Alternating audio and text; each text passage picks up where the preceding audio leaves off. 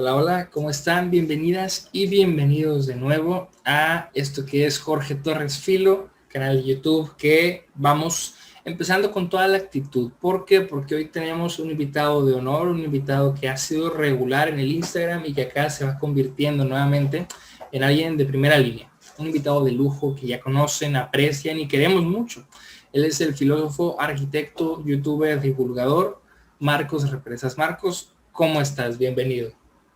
Muchísimas gracias, Jorge. Muchas gracias a ti y a tu audiencia por seguirnos en las conversaciones de los diálogos de esta sección Límites Postmodernos, en la que hemos venido ahora con el libro de Darío Stanraiver, Filosofía en 11 frases. Vamos por el segundo capítulo. Estoy muy emocionado. Venimos de la primera conversación que tuvimos, que le hicimos preguntas muy interesantes a Jorge, y ahora, bueno, vamos a ver qué surge en esta conversación en el canal de Jorgito.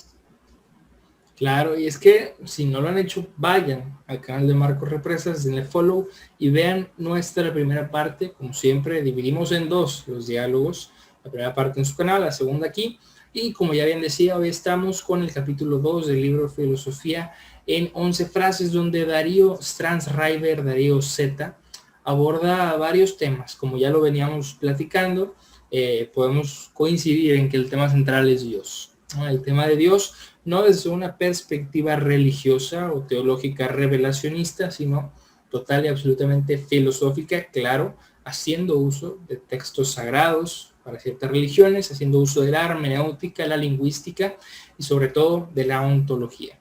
¿Qué nos plantea Darío en este capítulo? Bueno, de inicio nos plantea un dilema y es el de la identidad.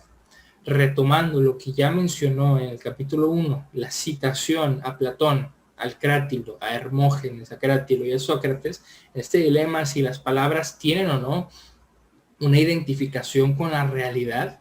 Esto quiere decir si las palabras de hecho significan algo existente o si son meras convenciones, meros inventos, meras puestas en común de los seres humanos. Sabemos y muchas veces se ha dicho, ¿no?, que el ser humano no puede conocer lo que no puede nombrar. Entonces este dilema se marca también en cuestión a la identidad del ser humano.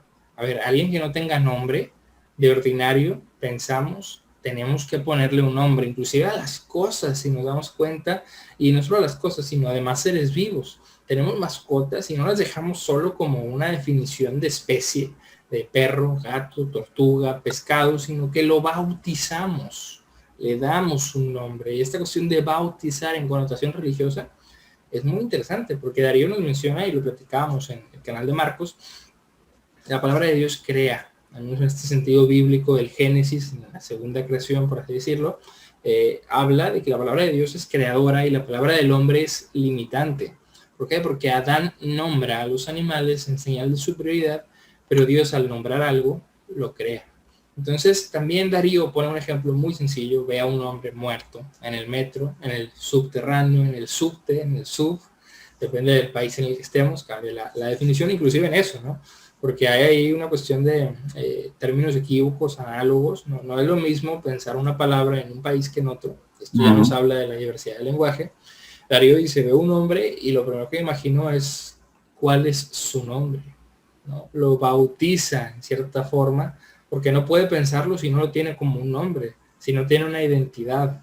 Entonces esto nos va marcando ciertas, pues bueno, preguntas, interrogantes también sobre Dios, porque una traducción general era precisamente el Yahvé, el yo soy el que soy, pero nos va marcando que algo más ad hoc o propio sería seré el que seré. Entonces todo esto nos va poniendo nuevamente en un contexto lingüístico gramatical, que Darío usa un término que, pues bueno, lo usa muy seguido, es el de la deconstrucción. Este término nos plantea muchas cosas. De ordinario, y aquí es como creo yo y he podido observar que se utiliza, se habla de deconstruir cuando queremos releer algo y queremos darle un nuevo significado, y Darío menciona volviendo a los orígenes, a la pregunta inicial, y marca algo que para muchos es polémico. Y pregunta, ¿no?, ¿se puede deconstruir a Dios o el concepto de Dios? Al final el concepto de Dios encierra a Dios, limita a Dios, o simplemente es algo para que lo podamos pensar. Es una traducción de lo divino hacia lo humano mediante el lenguaje. Entonces, todo este tipo de preguntas en torno a la deconstrucción nos hacen preguntarnos, a ver, ¿qué es la deconstrucción? ¿No? Porque Darío lo utiliza en cierto sentido, pero hay ciertos sectores sociales que lo utilizan en otro, y en otro, y en otro. Entonces, al final de cuentas, se usa el término de construcción muy arbitrariamente en la sociedad hoy en día. Entonces, hay quien dice, no se puede construir lo antropológico, hay quien dice, se puede construir todo. Entonces, Marcos, quiero plantearte esta pregunta, si no lo han visto también, sé que tiene un video muy bueno sobre el tema, pero así brevemente compártenos un poco en el sentido original de la palabra. Sabemos que viene de Derrida. ¿Qué quiere decir la deconstrucción? ¿Qué es deconstruir? ¿Cuáles son los límites? ¿Se puede construir todo? ¿Se reduce solo a términos lingüísticos? ¿Se puede deconstruir, por ejemplo, una propia identidad o algo que nos percibimos? ¿Qué se puede, qué no se puede? Pero sobre todo, ¿qué es la deconstrucción, Marcos? Muchas gracias, Jorge, por la pregunta. No deja de ser un poco complicado responder esto, digamos, en 5 o 7 minutos, que más o menos es el tiempo que nos tomamos para hacer las preguntas y respuestas en cada video, que siempre es un poco, muchísimo más, pero bueno. La deconstrucción viene realmente de Heidegger. Digamos, el hijo heideggeriano que se ocupa de la desconstrucción, de la destrucción de la ontología, como lo plantea Heidegger, es Derrida. Es decir, por lo menos él, digamos, ve ahí una puerta abierta heideggeriana y que él se mete por allí y, digamos, lo lleva a un extremo. Digamos, lo lleva a un extremo porque todo lo vuelve espectro. O sea, lo desconstruye todo, que todo lo vuelve espectro. ¿Qué sucede, Jorge? Que efectivamente, como tú dices, a mí me parece que hay quizá no voy a decir un abuso, porque podría ser demasiado exagerado, pero sí hay, digamos, por un lado, una ligereza de utilizar la palabra de contar, ¿okay? Y aplicarlo incluso el término de identidad. Que de esto, por cierto, Derrida no habló acerca de eso. O sea, Derrida no se metió en el tema de la identidad de género, me refiero. O sea, esto es digamos, solo unos hijos de Derrida que han, digamos, tomado la postura de Derrida y se lo han apropiado para, digamos, dar ahí algunas interpretaciones con respecto a la lectura derridiana, pero Derrida no escribió acerca de esto. Efectivamente, Derrida habla en un ámbito totalmente lingüístico. ¿Ok? Pero ¿qué es lo que plantea Heidegger y qué es lo que hace Derrida? Heidegger va a decirnos, y lo va a decir en Ser y Tiempo, y lo va a repetir por lo menos, que recuerdo ahorita en qué es la filosofía, en el textito pequeño, él va a decir, hay que destruir la ontología occidental. Y dice, destruir no significa aniquilar, destruir significa desmontar. Entonces, ¿qué es lo que hay que desmontar? Va a decirnos Heidegger. Lo que hay que desmontar es la forma de pensar, nuestra metafísica, la forma de pensar que nosotros tenemos, que es en opuestos, en una forma, digamos, porque también se dice binario de una manera muy ligera, una forma dualista y además en opuesto. Es decir, bien y mal son contrarios, son opuestos y no son contiguos. El día y la noche son opuestos y no son contiguos. Es decir, es un pensamiento más, la crítica que hace Heidegger en última instancia es tenemos que aprender a pensar de una forma más sincrónica. Pensar de una forma donde no hay opuestos, sino que lo que hay es que están al lado. ¿Okay? Y se están viendo las caras, no es que están pegadas las espaldas. Ahora bien, ¿qué es lo que hace Derrida? Que no deja de ser muy difícil de explicarlo muy rápidamente porque uno cae en reduccionismos. Pero para decirlo brevemente, Derrida la palabra deconstrucción viene del francés de construire, digamos, de decirlo en español, no sé cómo se pronuncia en francés, de construire, que significa básicamente desmontar.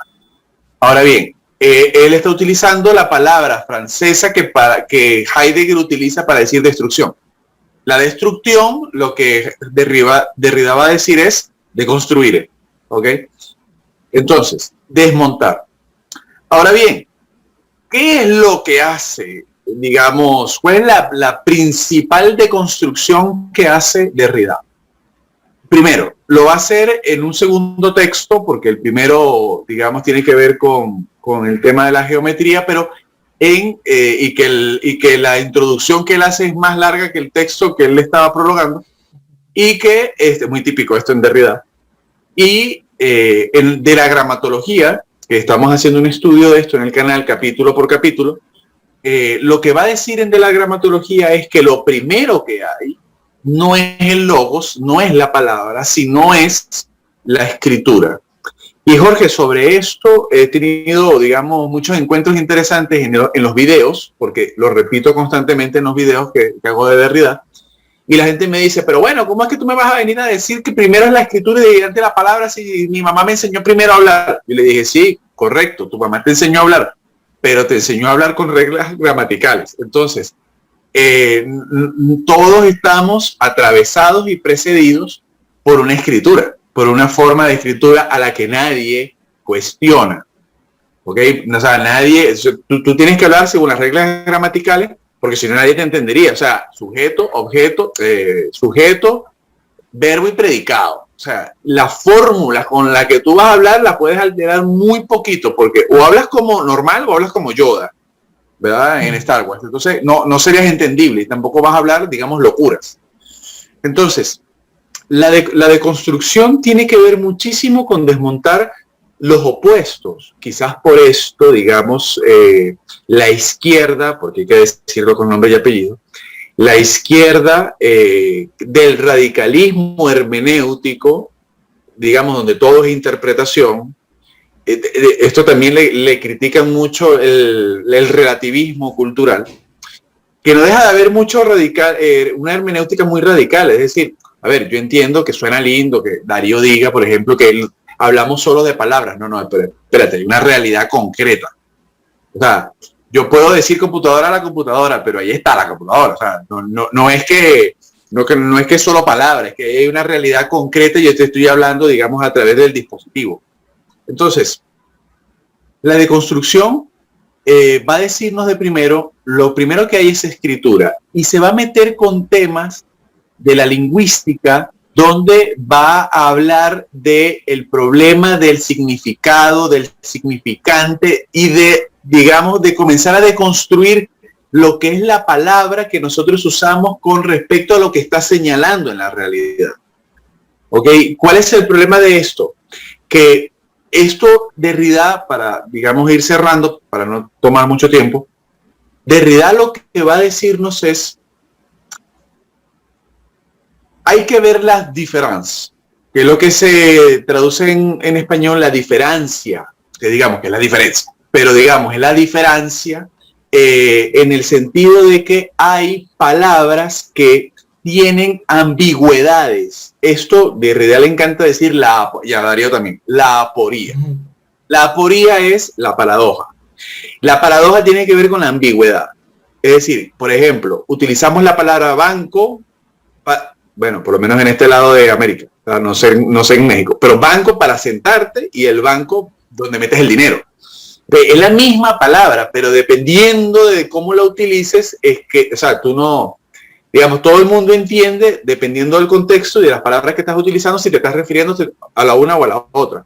Pero, por ejemplo, ese tipo de ambigüedad, estoy poniendo un ejemplo muy burdo, ¿verdad? Pero ese tipo de ambigüedades en el lenguaje, digamos, generan ciertas fisuras y ciertas aperturas en los textos que le va a decir Derrida, ok, los textos no tienen una voz única, porque en la farmacia de Platón, fármacon, y esto lo repite muchísimo Darío, fármacon significa al mismo tiempo veneno como cura.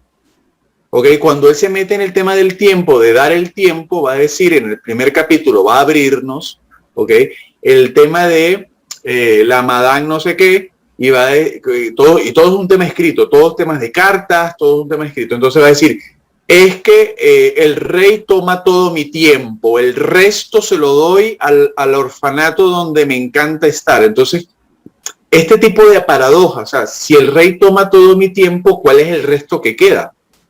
¿A qué resto te estás refiriendo? Que además esta palabra a Derrida le encanta, el resto.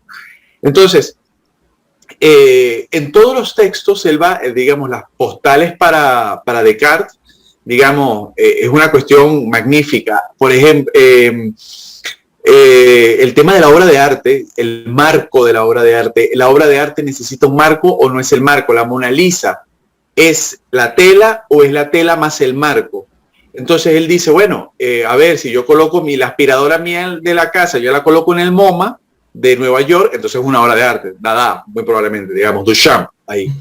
Pero, que el urinario, ¿verdad? Pero si está en mi casa, entonces no es una obra de arte. Entonces él dice, sí, el marco tiene mucho que ver con la obra de arte, hacia la obra de arte. Bueno, ya eso, digamos, no voy a hacer spoiler al texto, pero digamos, este tipo de paradojas, de tipo de ambigüedades, es lo que Derrida va a tratar de desmontar para mostrarnos precisamente que el lenguaje no es tan conspicuo como uno cree. Wittgenstein dice, el lenguaje carece de perspicuidad, no dije conspicuo, no, de perspicuidad, de conspicuidad, ya se me olvidó la palabra, la claridad, es decir, lo que Wittgenstein en última instancia está queriendo decir, el lenguaje carece de claridad, y esto es precisamente a lo que Derrida va a mostrarnos a cada rato en todos los textos, porque además Derrida se mete con todo, se mete con el arte, se mete con cualquier cosa que tú creas. Derrida se mete, menos en el tema de la equidad de género, el tema del género. Pero digamos, con todas las cuestiones escritas, él se mete, a ver, Jorge, y si me estoy equivocando, y si se metió, ¿verdad? Porque no me he leído toda la obra de Derrida, ni la he estudiado toda, pero colóquenlo en los comentarios para, digamos, estudiarlo y ver esos textos, y por qué no hacer una fe de rata después, ¿verdad? Ya sea en mi canal o en el tuyo, pero que nos expliquen dónde lo explica Derrida así, porque él no se mete con ciertos temas que yo tampoco lo condeno. Ojo, Jorge, yo no condeno que, digamos, la gente se apropie del filósofo como quiera, pero digamos que sí, yo sí diría, bueno, no te queda mal decir, Derrida no escribió sobre esto, esta es nuestra interpretación. Porque se utiliza la palabra deconstrucción, y en Argentina la utilizan, inclusive aquí en Costa Rica, hay gente que me ha dicho, no, porque eso es una deconstrucción. Digo, no, a ver, deconstrucción es una cosa y lo que tú estás diciendo es otra. O sea, no, lo que pasa es que se ha vuelto un modismo tan de moda que, digamos, ha carecido, está perdiendo, no quiero decir profanando, pero ¿por qué no vamos a decir profanando? Si ya que estamos en un tema teológico, claro. Estamos en el yo soy el que soy, entonces digamos que no deja de haber una profanación del término. Que eso va a pasar, cada quien va a jalar a los pelos del filósofo como la gente quiera, pero digamos es mucho más lingüístico, mucho más de interpretación de los textos que otra cosa. Derrida siempre va a haber textos, él no va a haber, digamos, realidades allá afuera, el mundo es texto para él. Pero entonces si el mundo es texto, lo que él se baja a los libros, ¿verdad? Este tema de que, por ejemplo, Darío nos dice, es que somos texto. No.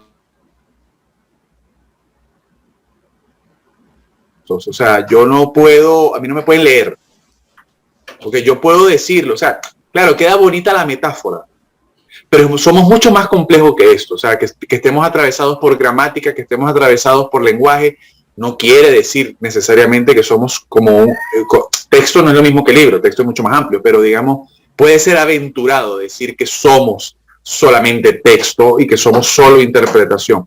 No, a ver, hay también una realidad concreta y una realidad también biológica y una realidad también psicológica, emotiva, es decir, somos un complejo de muchas cosas, pero bueno, como dije, disculpen que de repente me alargue un poco, pero es muy difícil decir en tan poco tiempo, digamos, el tema de la deconstrucción y cómo Derrida rompe la pretendida única voz de los textos, y lo que muestra es precisamente que hay fisuras en los textos y que nos muestran, digamos, ambivalencias. Hay bisagras en los textos que nos pueden decir, bueno, Platón nos está hablando del veneno, o nos está hablando de la cura, o nos está hablando de las dos cosas al mismo tiempo. Entonces, al traductor, que este es el problema, traductor traidores,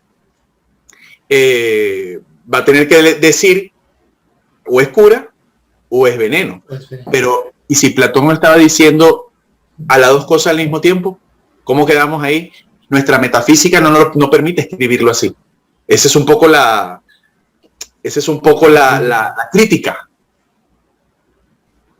Sí, y de hecho creo que lo explicaste maravillosamente, porque es que el lenguaje, cuestiones lingüísticas, de gramática, son mucho más importantes de lo que socialmente las pensamos, ¿no? Y es que, al menos no sé si allá también pasa, pero acá muchas veces hay una carencia de conocimiento básico por el propio idioma. ¿Sí? Cuestiones como que es un adjetivo, que es un sustantivo, cosas que se enseñan en primaria, pero que también habrá que ver si se enseñan, cómo se enseñan, quién les enseña, etcétera, etcétera, con qué propósito. Pero si uno solo sabe hablar, a ver, o sea, porque meternos en estos temas no solo es hablar, es pensar y es, por así decirlo, cuestionar inclusive lo que se dijo sobre lo escrito, ¿no? Como decía, la única voz de los textos. Entonces, este es un tema enorme que tiene una implicación grandísima, ¿no? Grandísima, porque, o sea, este tipo de expresiones que siempre hablamos a la ligera, ¿no? Creo yo, porque como bien te das el ejemplo, ¿no? Es que me quitan todo mi tiempo y pues lo que me queda es para mí. Si te quitaron todo, porque te va a quedar algo, ¿sí? Entonces, cosas así. Es culpa del reggaetón.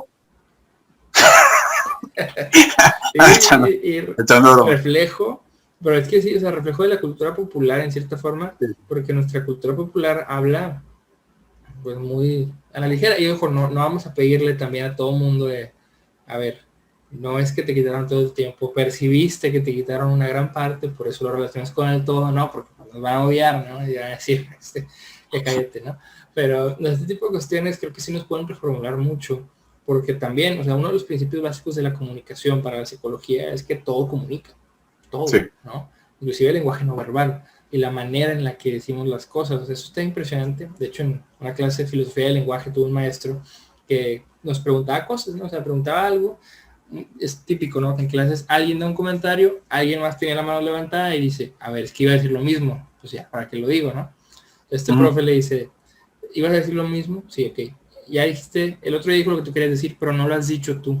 No ha salido de tu boca, de tus palabras, no trae tu contexto detrás, no trae tu interpretación. A ver, dilo, ¿no? Porque precisamente es esto, y uno de los dilemas más grandes de filosofía es si ya se acabaron todas las preguntas, ya se dijo todo lo que se iba a decir. Ah, sí, claro. A ver, no lo has dicho tú. Entonces eso está muy bueno, porque somos frutos de nuestro contexto en cierta forma, y esta frase de que no hay texto sin contexto, que un texto sin contexto es puro pretexto.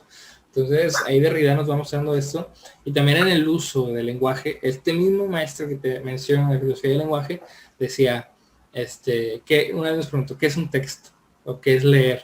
Entonces, él en su hermenéutica e interpretación nos daba a entender que un texto es todo aquello que pueda ser interpretable en cierta forma o leído desde nuestro punto de vista ontológico incluso. Entonces aquí, pues ciertamente, como dices, y como veníamos hablando, definir es limitar, ¿no? Etiquetar es marcar dentro de un límite. Entonces, si vamos a decir que el ser humano solo es texto, primero hay que definir qué es texto. Y si no nos ponemos de acuerdo de eso, no nos ponemos de acuerdo de qué es el ser humano. Así que tenemos muchas cuestiones que implican muchas cosas. Y regresando a lo que decía Darío sobre Dios, sobre nuestro protagonista del capítulo, Marcos, quiero preguntarte, también para ir cerrando, a ver, es que muchas veces pensamos, y nuevamente en el, no sé, fruto de nuestra época, de nuestros discursos hegemónicos, se dice que, pues bueno, Dios murió, la moral cristiana murió porque siempre se relaciona a Dios con el cristianismo de manera occidental o de manera ordinaria. Entonces se dice que ya sacamos a Dios de la sociedad, ¿no? Pero verdaderamente es así, y no en una cuestión religiosa, porque reiteramos, o sea, estamos hablando de cuestiones filosóficas. Y a ver, si estamos diciendo que Dios tiene una implicación metafísica, ontológica con nuestra identidad, Marcos, quiero preguntarte, ¿qué tan relevante crees que sea para alguien que quiera entrarse en la filosofía, que le gusta todo esto, a meterse al tema de Dios, ¿no? Porque si estamos viendo, si Darío nos va a decir que el hecho de que no sea el que es, sino que será el que será, nos trae una implicación a nosotros, a lo que somos o podemos ser, a esta apertura. ¿Qué tan relevante crees tú que sea el estudio de Dios para una introspección? O sea, ¿qué implicaciones tendría? ¿Son muchas? ¿Son pocas? ¿Es necesario meterse con el tema de Dios en el siglo XXI? Mira, a mí me llama poderosamente la atención cómo nosotros, mira, si tú haces un pequeño, voy a hacer en una frase un análisis muy burdo de lo que hemos hecho con el pensamiento, lo que hemos hecho con nosotros mismos. Nosotros teníamos un mundo helénico, ¿verdad? Donde, digamos, estaban ahí, digamos, ciertas cuestiones importantes para la vida. Pero vino el cristianismo y pusimos en el centro, digamos, el centro del mundo helénico, pudiéramos decir, es la polis, ¿verdad? Es, digamos, la vida ahí en la polis. Pero vino el cristianismo y pusimos en el centro a Dios, ¿ok? Y ahora, después vino la era moderna con el pequeño textito de René Descartes, del discurso del método, y quitó a Dios y puso al hombre, o sea, puso al humano, para decirlo en términos, en la corrección política actual, puso al humano, ¿ok? Y a partir de ahí incluso se hizo el David, ¿verdad? Miguel Ángel, y también se hizo la Gioconda, como para, digamos, que no, que el machismo, que el renacentista, no, también está la Gioconda, o sea, está la Mona Lisa. Entonces, después de eso, digamos, terminamos de quitar a Dios, porque Dios ha muerto, ya voy a explicar un poco eso, y terminamos de quitar al hombre, porque Foucault dijo, el hombre ha muerto, y quien queda es el sujeto sujetado a la red de poder, al sistema. Y hoy en día, incluso terminamos de desarraigar lo humano, no el hombre ni el humano, sino lo humano lo terminamos de quitar del centro por el transhumanismo. Es decir, tenemos que reflexionar lo que está sucediendo en nuestra época.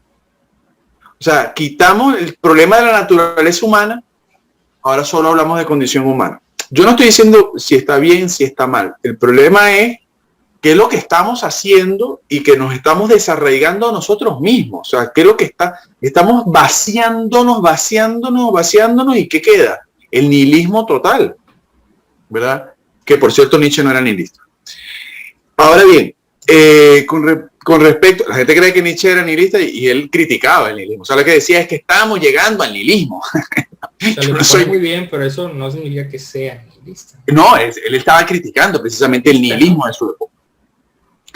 Antes de que se me olvide, fíjate que, voy a hacerte un paréntesis con lo que decías del lenguaje. Wittgenstein dice, el límite de mi lenguaje es el límite de mi propio mundo, ¿verdad? Entonces, si tú enriqueces tu lenguaje, tu mundo se abre. Si es un lenguaje empobrecido, ¿verdad? Porque no hay un uso correcto del idioma o digamos, tu mundo es muy pequeño. Ahora bien, el tema de Dios ha muerto, que me parece que es un tema importantísimo tocar aquí, ya que tú me lo has mencionado. Nietzsche, así como no era nihilista, tampoco era ateo y tampoco fue el que mató a Dios. Nietzsche lo que está haciendo es una declaración de descripción. Declaración de descripción suena raro. Está haciendo una descripción de lo que está sucediendo en su época, porque quien mató a Dios fue la Ilustración, no fue Nietzsche. Pasa que la gente a veces se lee un par de textos o se lee, digamos, algunos aforismos y ya saca conclusiones. Nietzsche, digamos, odiaba a los ilustrados porque colocaron en el pedestal de Dios, colocaron a la razón. Él coloca es a la vida, por cierto. Su vitalismo, él coloca a la diosa de la... O sea, si Nietzsche pudiera colocar en el pedestal a algo divino, sería la vida, ¿ok? Y la vida humana, el cuido a la vida, porque él era un tipo enfermo y el vitalismo de él tenía que ver con esto, con el cuidado de la vida, cuidar la salud. ¿verdad? Porque él carecía de eso y la apreciaba. Entonces, no deja de ser un poco raro que un abortista lea Nietzsche y, bueno, no importa, ¿no? Digamos, para meter algunos comentarios candelas. Pero bueno, cada quien que lea lo que quiera. Pero entonces, Dios ha muerto, ¿qué es lo que significa que Dios ha muerto? Que no hay centro. Dios ha muerto es que ha muerto la verdad. En última instancia, lo que él está queriendo decir es, lo que está muriendo es la verdad. Y para mí, Nietzsche es el creador de la posverdad. Con todo el relativismo que él comienza a hacer y que lo comienza a hacer desde las intempestivas, desde la visión de la historia, él comienza ya a hacer un relativismo desde la historia, ¿verdad? Y tratar de ver una crítica de la relectura de la historia. Entonces, si nosotros no tenemos como centro la verdad, no tenemos espacios de encuentro, porque entonces, Jorge, tu verdad es la tuya, la mía es la mía, ¿dónde nos encontramos nosotros? O sea, no deja de haber un problema, hay una erosión de la otredad, para hablar un poco en términos como lo hablábamos cuando analizábamos a Byung-Chul Han. Hay una erosión de la otredad, hay una erosión del otro, de una relación con el otro. Entonces, ¿cuál es el tema? Darío nos va a decir, Dios es apertura. ¿Okay? Dios se nos presenta como yo seré el que seré. Entonces, por lo tanto, hay una apertura. Eso significa, en términos heideggerianos, somos proyecto. Somos proyecto. Somos un proyecto de vida. Somos un proyecto de vida y que, para decirlo en términos nietzscheanos, está entre iba a decir el Eros y el Tánatos freudiano, entre Apolo y Dionisio, entre la razón y el instinto, entre la razón y la pasión, que no son opuestas, van una estirándonos de la otra, y nuestra vida está en un bamboleo constante, en un vaivén constante entre el Apolo y el Dionisio. No es que están en guerra. Que Darío remarca, ¿no? El entre. Estar en el entre, exactamente. Y además de esto, si lo quiere ver también de un punto de vista nietzscheano, es el Übermensch, el sobrehumano, que se mal traduce. Sobrehumano tiene que ver con la superación constante de ti mismo. Es un proyecto de vida. Por eso es que él va a decirnos en el 4º capítulo de Hacia Habló Zaratustra, él va a decirnos, el hombre es una cuerda tendida, que esto por cierto lo dicen en la serie de Umbrella Academy, va a decir, el hombre es una cuerda tendida entre la bestia o el mono, dependiendo de la traducción, entre el mono y el Übermensch, entre el sobrehumano o el superhombre. El hombre es una cuerda tendida entre ambos. El hombre, este estadio, nosotros somos un entre. Y el Übermensch es como el proyecto de superación de sí mismo, de vencimiento de sí mismo, como lo muestra en Hacia Habló Zaratustra, en el capítulo Vencerte a ti mismo. Entonces, digamos, creo que nosotros podríamos, hay mucha guerra ahorita, mucha pelea con el tema de la religión, y digamos, no deja de haber poco de razón en esto, por el desgaste que ha tenido, por digamos, los ejemplos que hemos visto. Pero creo que podríamos, digamos, acercarnos al tema de lo divino. Reencontrarnos con el tema de lo divino y la divinidad. Porque Dios en última instancia no es el nombre. O sea, porque Dios viene de Deus y probablemente viene de Zeus. Ok, entonces no es, digamos, un problema del nombre, o sea, el nombre de Dios no es Dios. ¿Ok? Entonces, de hecho, un poco me gustó mucho eso cuando Darío hace una paráfrasis y le dice a Moisés, pero ¿de qué te preocupa mi nombre si yo soy un proyecto? O sea, si yo voy a ser siempre, voy a estar hacia adelante. O sea, no soy lo que soy ahora, es lo que siempre voy a estar siendo. Entonces, creo que se puede rescatar muchísimo con este texto el tema de repensar nuestro proyecto, ser un proyecto, el ser siempre está afuera. Reencontrarnos con el ser, reencontrarnos con lo divino y reencontrarnos con el ser un proyecto. Y que ese proyecto se puede actualizar. O sea, lo que yo sea un proyecto de hoy no era el proyecto que yo tenía hace 20 años, ¿verdad? Y no digo más atrás para no revelar la edad, pero digamos, este proyecto tiene que ser actualizable también. Esa es parte de la apertura. Yo voy haciendo golpes de timón y voy en la medida que voy viviendo, pues voy reencontrándome con lo que quiero realmente ser. Y termino con esto. Dios no solo es un proyecto. Hay algo que Darío, que él menciona, tú lo mencionabas en mi canal, decías, fiat luz, hágase la luz, y la luz se hizo. Pero hay algo muy interesante en esa frase, sobre todo al final de la frase.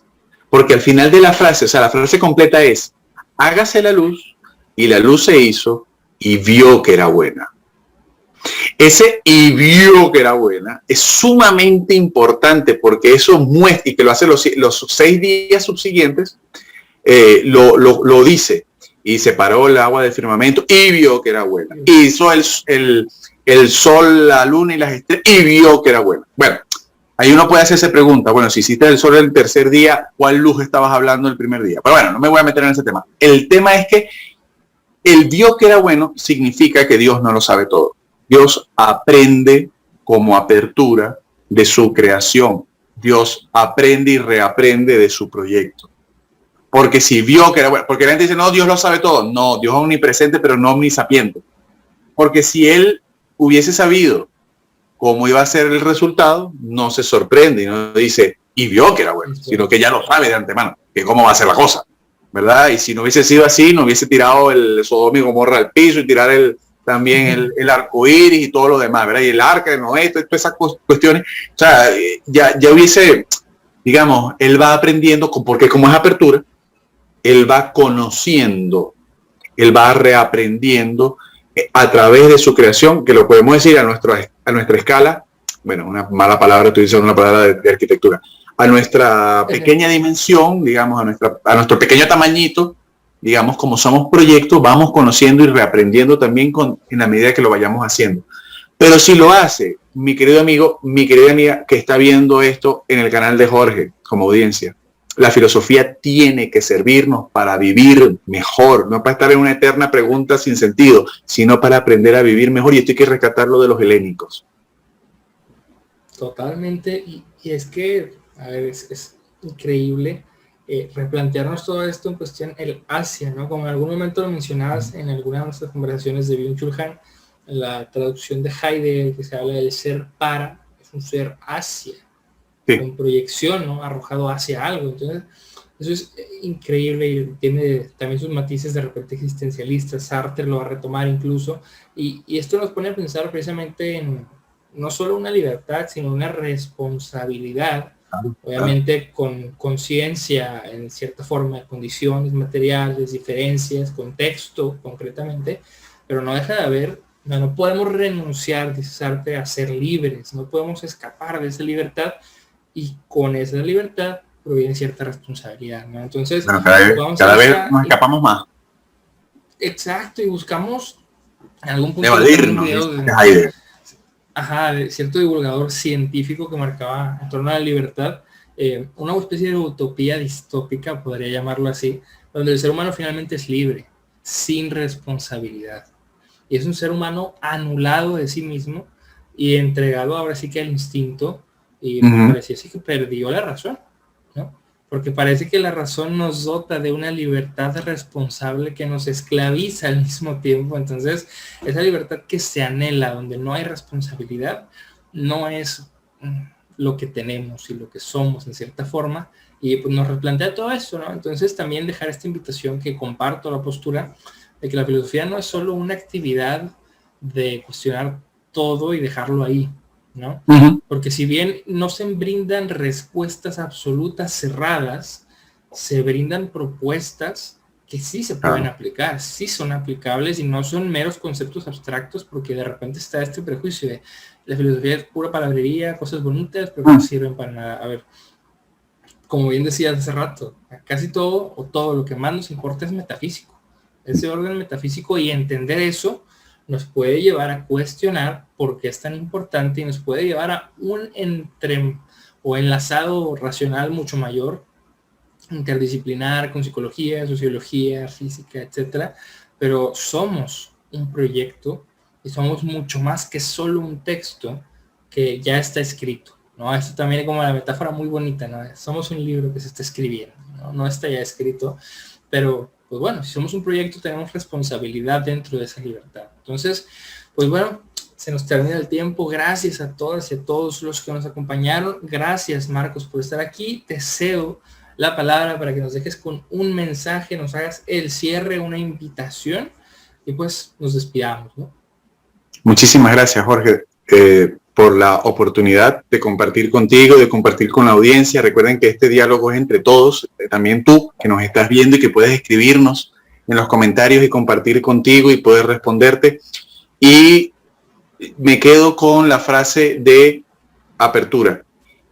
Nosotros no tenemos una vida que no está cerrada, y si está abierta, siempre podemos corregir la vida que llevamos. Si hay algo de tu vida que no estás de acuerdo, si hay algo en tu vida que quisieras transformar, que quisieras reaprender, hazlo, porque somos un proyecto abierto y que podemos siempre actualizarnos. Somos un sistema abierto que se puede actualizar.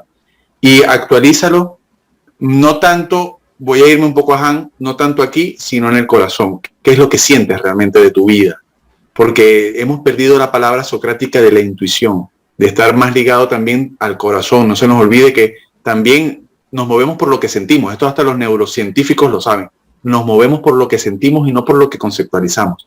Entonces, piensa en la apertura de tu vida y cómo vas a vivir mejor y cómo además vas a hacer que tus semejantes pueden vivir mejor contigo.